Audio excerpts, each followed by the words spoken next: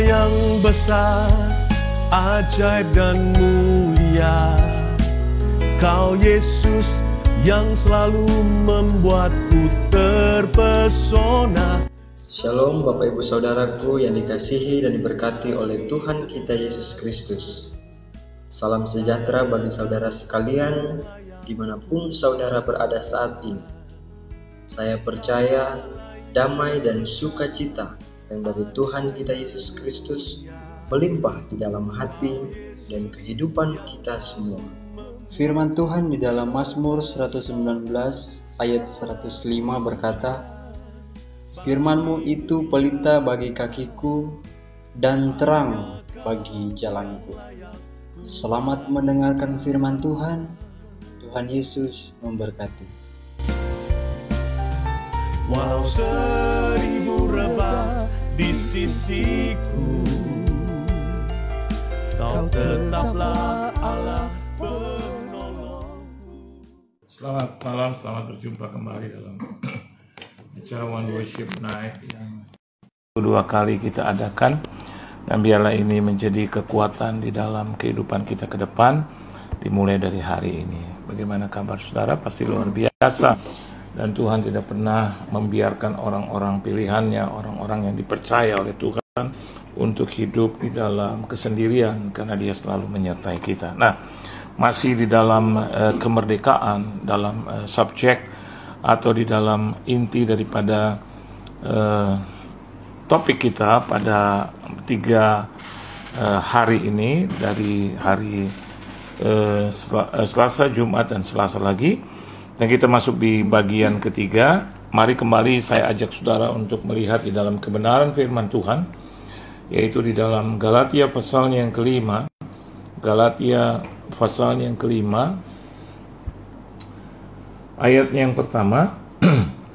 Alkitab katakan demikian, Galatia 5 ayat yang pertama, supaya kita sungguh-sungguh merdeka, Kristus telah memerdekakan kita, karena itu berdirilah teguh dan jangan mau lagi dikenakan perhambaan. Ya, dari hari yang pertama kita sudah membahas dan kita sudah diberkati dengan kebenaran firman Tuhan ini, yang pada intinya bahwa Kristus itu secara total kekal, ya, dalam artian sungguh-sungguh, ya, memerdekakan kita, dan Dia minta saya dan Anda menurut Rasul Paulus untuk juga merasakan kemerdekaan itu sungguh-sungguh, ya.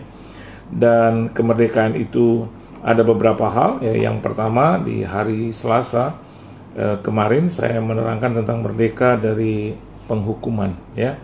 Jadi orang di dalam Kristus, Anda boleh berdebat dengan siapapun atau kepercayaan apapun, boleh menyatakan tentang kerajaan sorga, tetapi kita adalah pengikut Kristus yang memiliki kepercayaan sendiri bahwasanya, dan kita bebas untuk percaya saudara, karena kita hidup di negeri dan negara yang menjamin kebebasan itu, dan salah satunya adalah kebebasan untuk memeluk agama, dan agama yang diakui itu adalah Kristen, ya, Katolik dan Kristen.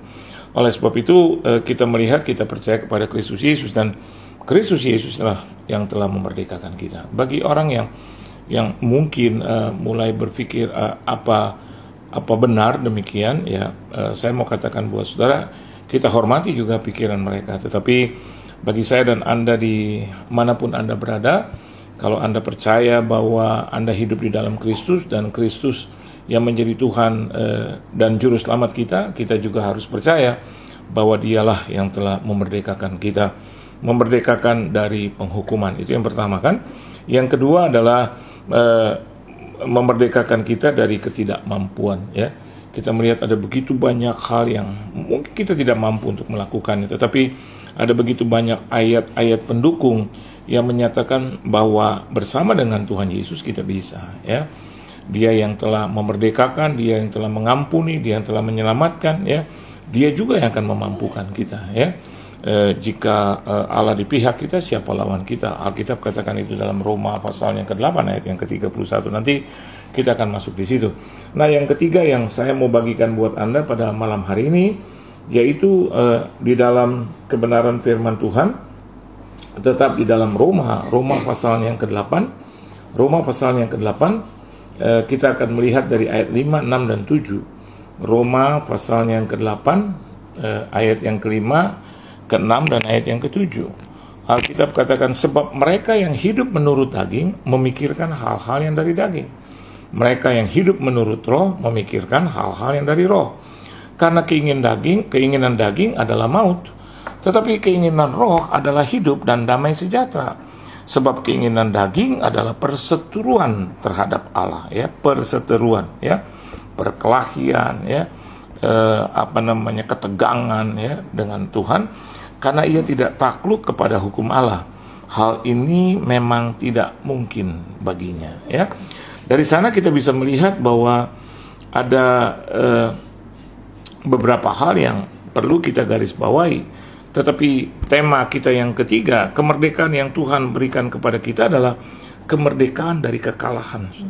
Ya, banyak orang Kristen yang bukan hanya orang Kristen, berarti termasuk saya gitu. Seringkali hidup katanya Yesus menang, tapi tiap-tiap hari mengeluh, dan tiap-tiap hari saya sering pakai kata saya kayak digebuki gitu, ya, oleh persoalan dan masalah, dan tidak sedikit kita bisa melihat kita kalah gitu, ya.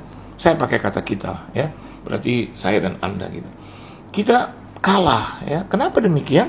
Kalau kita kembali ke dalam Galatia pasal yang ke-5 ayat yang ke-1, berarti kita masuk dalam kategori orang-orang yang belum sungguh-sungguh merdeka gitu, ya. Artinya kemerdekaan itu ada di depan mata kita. All we have to do yaitu menjamah, menjangkau, dan memakai kemerdekaan itu. Saya tidak mau juga munafik, saudara. Ada banyak orang bilang, iya, mudah untuk berbicara. Iya, betul. Kalau tidak kita berbicara, ya kita harus berbicara apa lagi, saudara? Ya, karena iman itu memang juga keluar dari perkataan kita. Ya, Yesus juga yang mengajar kepada kita. Kalau engkau percaya, punya iman, ya, katakan kepada gunung itu, ya. Berarti dia juga tahu bahwa saya dan Anda juga harus memakai mulut, memakai bibir, memakai lidah kita, kerongkongan kita untuk mengatakan atau memperkatakan itu iman gitu, ya. Oleh sebab itu kalau ada orang bilang, iya, berkata-kata mudah, betul. Tapi Anda kan juga demikian, seringkali juga berkata-kata gitu, ya. Dan apa yang saya katakan ini bukan dari saya kan. Apa yang saya katakan according to the Bible, sesuai dengan firman Tuhan, Roma 8 ayat 5, 6, dan 7. Saya sampaikan kepada Anda, ya. Jadi di kategori mana kita berdiri, saudara, ya? Atau what kind of Christian? Kristen macam apa saya dan Anda? Tadi kan kita Kristen macam apa kita? Yang pertama, kalau kita melihat di pasal yang ke-8, Roma 8 ini, ayat yang ke-5 bagian A, di situ dikatakan, sebab mereka yang hidup menurut daging memikirkan hal-hal yang dari daging. Ayat yang ke-6, karena keinginan daging adalah maut, gitu, ya. Jadi dari sana kita bisa melihat ada dua perkara gitu. Yang pertama adalah sebab mereka yang hidup menurut daging memikirkan hal-hal yang dari daging. Jadi ada orang yang belum menerima Kristus Yesus sebagai Tuhan dan Juru Selamat. Jadi akhirnya Galatia pasal yang ke-5 ayat yang pertama berlaku juga dalam hidupnya, ya. Apa? Hidup yang menurut daging.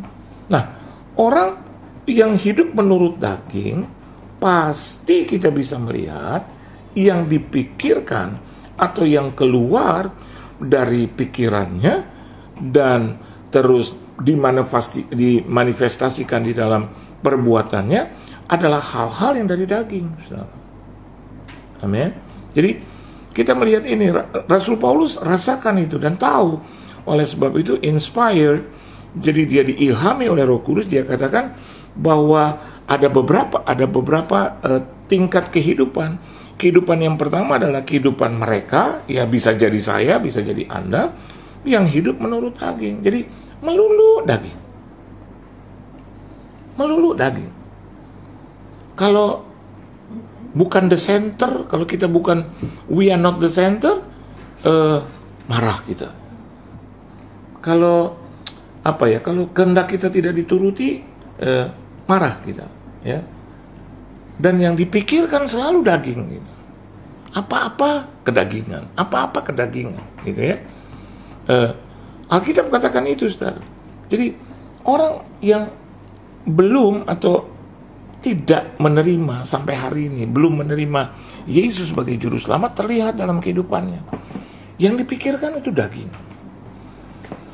Bahkan kalau saya dan Anda ternyata adalah pribadi yang seperti itu, even meskipun kita adalah orang Kristen, rasanya kita belum menerima secara maksimal. Oleh sebab itu, Galatia katakan tidak sungguh-sungguh. Iya, perkataannya boleh ngeroh gitu ya. Perkataannya sepertinya rohaninya tinggi, dan itu bukan menjadi ukuran gitu loh, saudara. Tapi yang kita bisa lihat adalah bagaimana hari-hari dalam hidupnya hanya memikirkan hal-hal yang bersifat kedagingan. Populer kan boleh, jadi populer boleh, jadi terkenal boleh. Tapi kalau itu yang kita kejar, maka kita sedang hidup dalam kedagingan. Menjadi kaya boleh, ya kan? Karena Tuhan juga memberikan hidup berkelimpahan, arti kelimpahan kan cukup gitu ya. Tetapi kalau tiap-tiap hari yang dia pikirkan hanya melulu materi, maka yang terjadi adalah jangan-jangan dia memang hidup dalam kedagingan. Kalau begitu, dia adalah orang yang belum menerima Yesus. Karena di dalam Yesus tidak seperti itu. Orang yang sudah dimerdekakan rasanya tidak seperti itu. Oleh sebab itu Galatia tegur kita, Galatia 5 ayat yang 1 ya, supaya kita sungguh-sungguh merdeka. Nah, orang yang sudah dimerdekakan, pasti kita bisa lihat bahwa pikirannya tidak melulu kedagingan, saudara, ya. Ia sebagai manusia yang hidup di muka bumi, ya, kita pakai juga pakaian-pakaian dunia gitu, kita makan makanan dunia gitu. Tetapi tidak duniawi gitu, ya. Sebentar-sebentar makan, sebentar-sebentar makan, sebentar-sebentar makan, sebentar-sebentar makan. Udah duniawi. Sebentar-sebentar medsos, sebentar-sebentar medsos, sebentar-sebentar medsos. Kalau dia nggak pegang itu, rasa-rasanya dia nggak bisa hidup. Itu kedagingan itu, saudara. Ya, oleh sebab itu dalam Brown, ya, di Bible Reading One Worship Night, selalu kan saya katakan untuk membaca 2 ayat, 3 ayat, 4 1 pasal, 2 pasal gitu ya. Tiap hari kan hanya 2 pasal. Jadi orang yang tidak bisa membaca sampai 2 pasal, saya tidak menjudge. Tapi coba kalau kita rubah itu ya, yang kita pikirkan itu Tuhan ya. Mungkin ya jangan terlalu ngeroh lah 24 jam gitu ya. Kalau mungkin Anda bilang, aduh Pak, Tuhan mulu, oke lah. Tapi kalau untuk baca 1 hari 2 pasal, saya rasa relevan.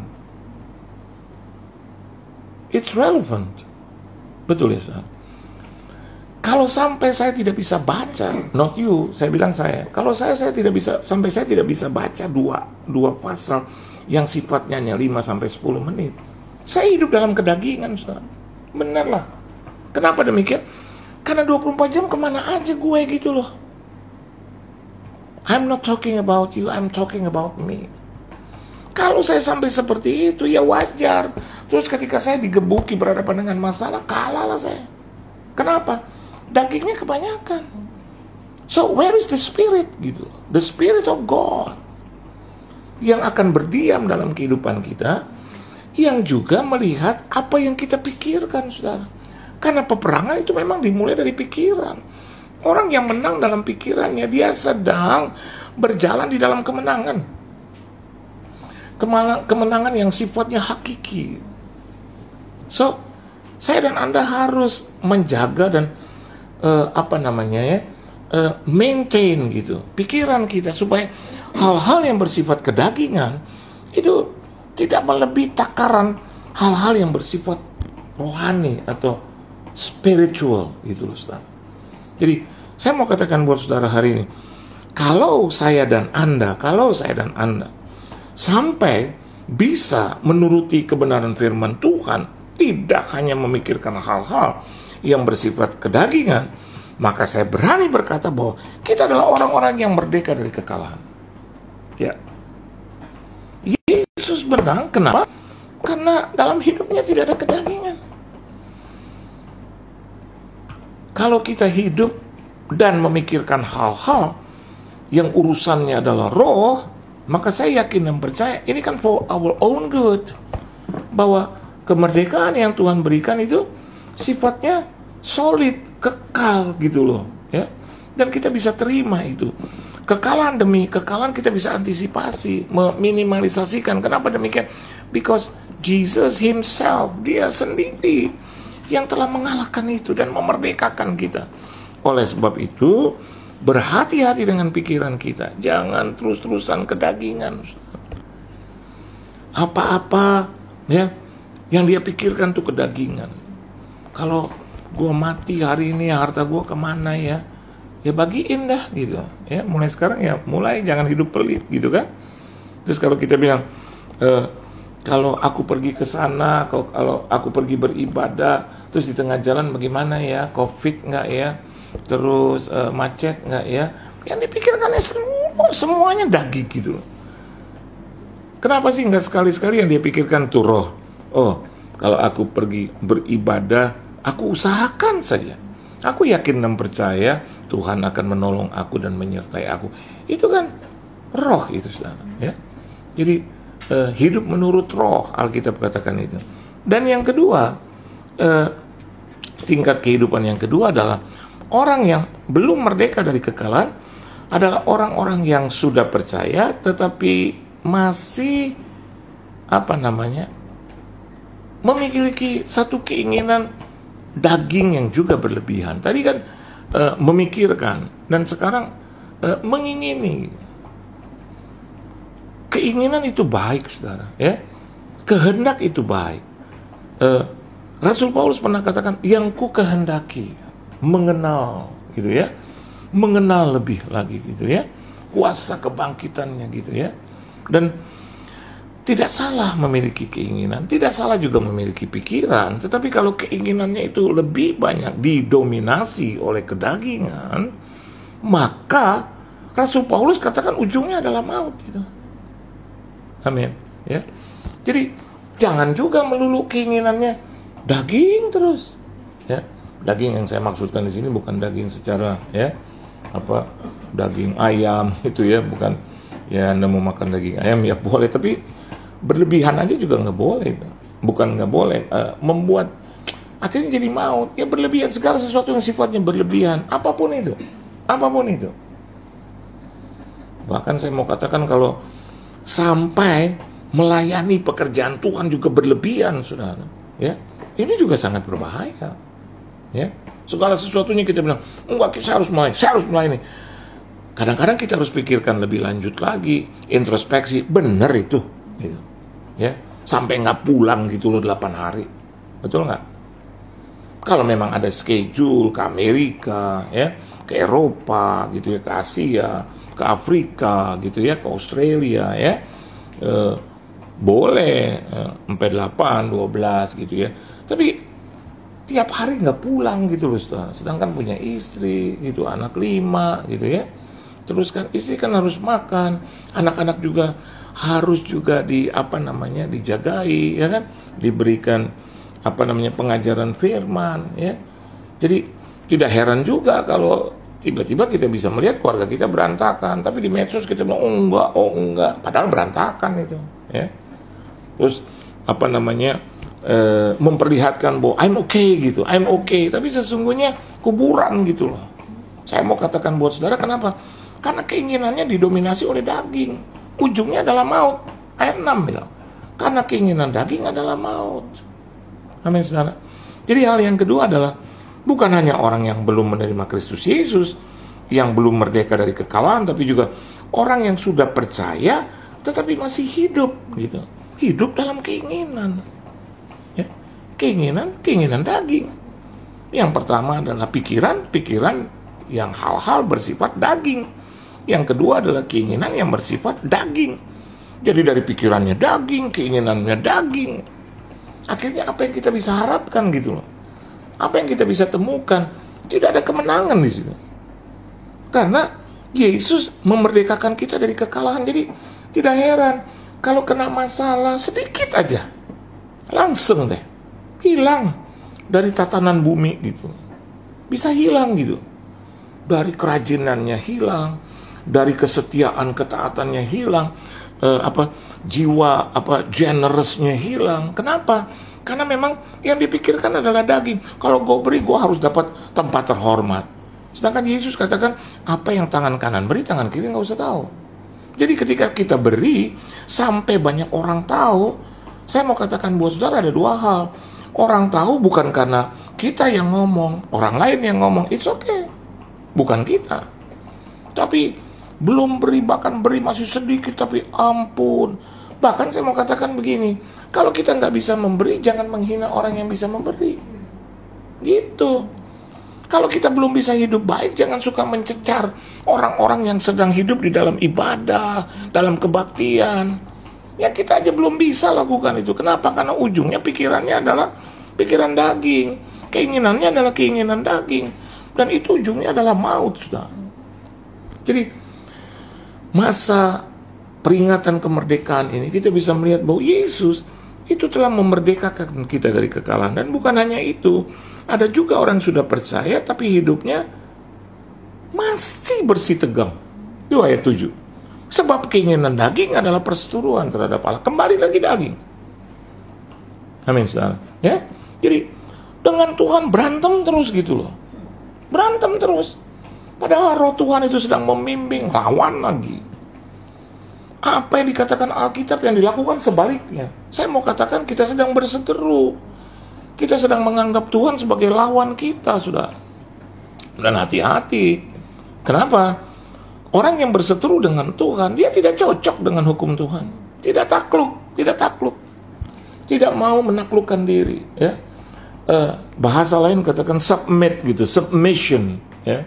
Ini juga penting. Takluk gitu kepada hukum Tuhan. Memang, Alkitab katakan di ayat yang ke-7, memang gak mungkin baginya. Kenapa? Domainnya yaitu memikirkan dan mengingini kedagingan terus. Jadi akhirnya dia berseteru, dia bersitegang dengan Tuhan, marah terus. Apa yang dikatakan oleh firman yang dia lakukan terbalik. Apa yang dikatakan oleh firman dipikirkannya terbalik. Wah, kalau aku beri aku jadi miskin, kalau aku beri pendeta itu bisa kaya. Apa sih gitu? Karena ia tidak takluk kepada hukum Allah. Ada aja itu. Dia punya alasan ada, sudah. Saya mau katakan buat saudara hari ini, biarlah hidup kita ini harus submit gitu. Meskipun kita bisa melihat ya bahwa hukum Tuhan tuh kayaknya kurang cocok dengan aku. Saya mau katakan buat diri saya dan buat Anda gini, nggak cocok karena memang menyentuhnya daging. Kalau dia menyentuh roh, kan Alkitab katakan bahwa roh itu penurut. Jadi kalau kita punya roh Tuhan, terus roh Allah itu mengunjungi kita, itu firman Tuhan mengunjungi kita. Karena hidup kita didominasi oleh the Spirit of God, maka kita bisa terima dengan baik gitu. Kita nggak bisa bilang, bener nih, ini yang salah nih, sebelah kiri gue, nih yang kanan nih. Ini laki gue nih, ini bini gue nih yang salah. Nih anak-anak gue nih, orang tua gue, dasar bebal. Aduh. Bahkan saya mau katakan buat saudara, seringkali kita mengupload kata-kata yang tidak baik gitu, ya, tentang orang tua kita, ya, bahkan tentang hal-hal yang tentang teman-teman kita gitu. Aduh, saya mau katakan buat saudara, karena dia nggak takluk sih, pelayanan jalan terus tapi nggak takluk kepada hukum Tuhan, kejahatan jalan terus, kedagingan jalan terus. Buktikan sama Tuhan bahwa saya dan Anda adalah pribadi yang taat hukum.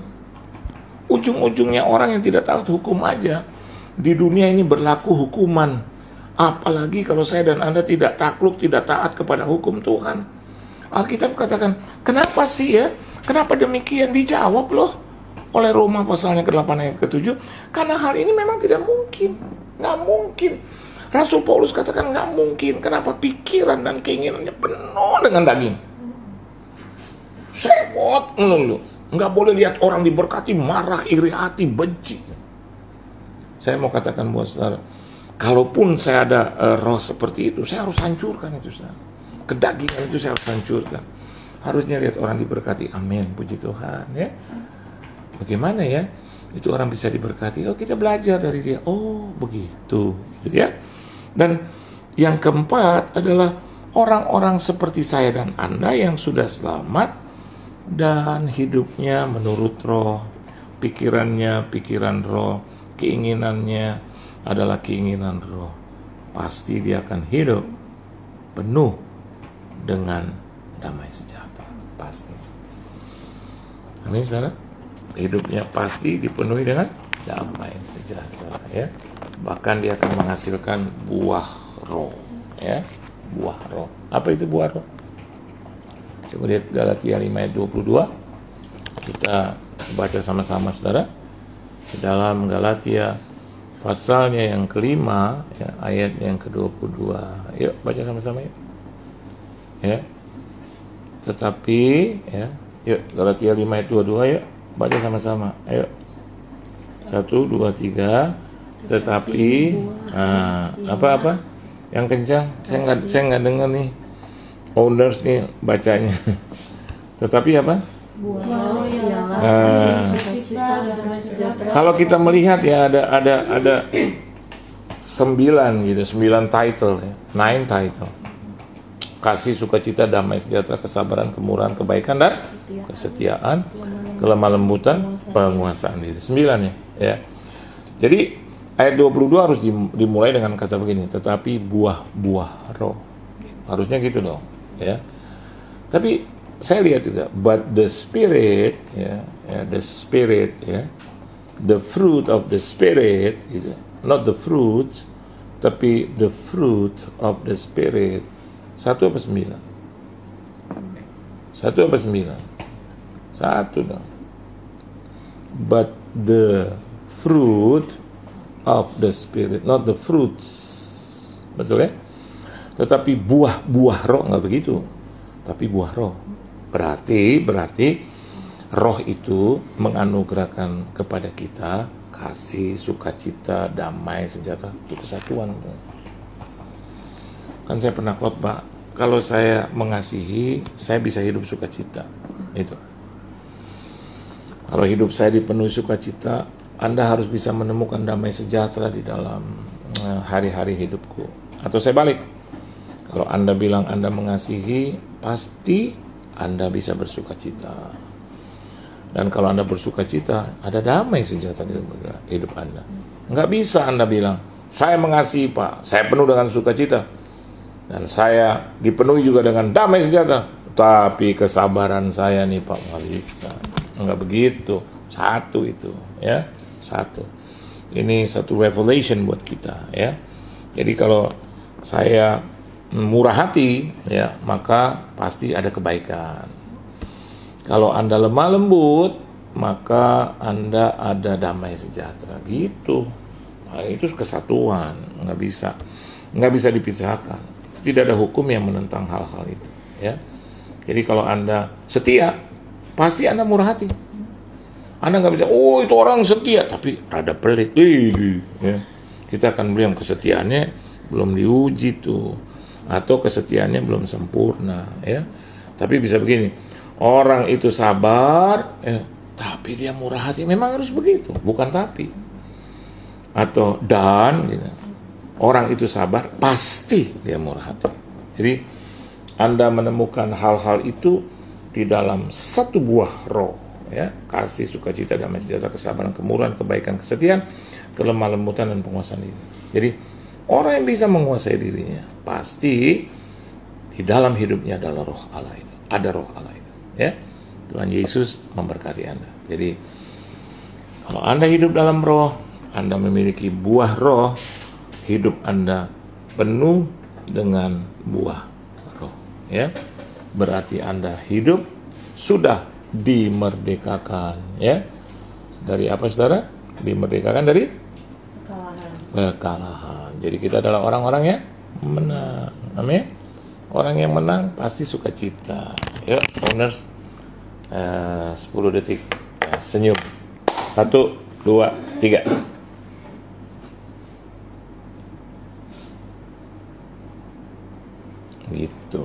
ya.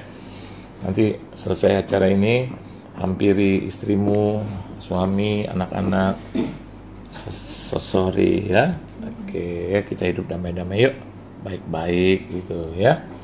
Terus ada damai sejahtera, sukacita, lembut-lembut.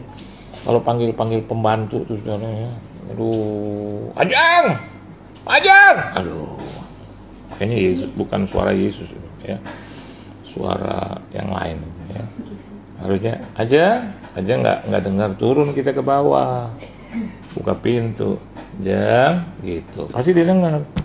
Ya dari lantai 2 atau Anda dari lantai 14 panggil Ajeng lantai bawah yang nggak kedengeran gitu ya. Selalu ada penguasaan diri, mau marah tapi tidak dikeluarkan, cuma dikuasai dirinya. Dengan siapa? Dengan Roh. Anda merdeka dari kekalahan. Pasti. Tuhan Yesus memberkati saudara. Amin. Puji Tuhan. Kau Allah yang besar, ajaib dan mulia. Kau Yesus yang selalu membuatku terpesona. Segala pujian bagimu